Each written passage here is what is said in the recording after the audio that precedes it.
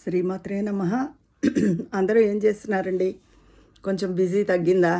Lunch బాక్స్‌లో అన్నీ ఇచ్చేసారా?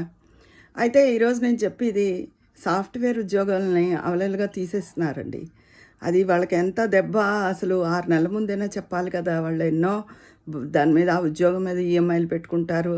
ఎన్నో పెట్టుకుంటారు. ఎందుకని ఈఎంఐలు పెట్టుకోవడం అంటే, ఇప్పుడు అనుభవాలు వచ్చాయి కాబట్టి ఈ పైన ఎవరు అలా ఈఎంఐలు బర్డెన్‌లు అవి పెట్టుకోకపోవచ్చు. కానీ ఆ హౌస్ లోన్స్ అని ఏవో ఉంటాయి కదా! పెద్ద ఉద్యోగం కదా అని. అంత చదువుకుని అవలీలగా అలా తీసేస్తే ఎంత బాధగా ఉంటుంది. తిరిగి ఇంకోటి వెంటనే సంపాదించుకుందుకు బయట పరిస్థితులు అలాగే ఉన్నాయి. ఎక్కడొస్తాయి? గవర్నమెంట్ ఉద్యోగాలు పోనీ ఏమన్నా బోలెడున్నాయా? అవి తక్కువే.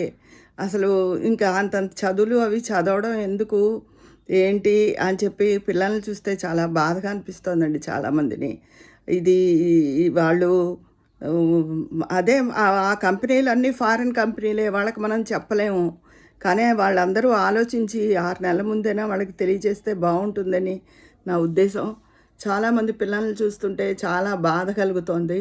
వాళ్ళు చాలా ఫ్రస్ట్రేటెడ్‌గా, డెస్పరేటెడ్‌గా ఉంటున్నారు.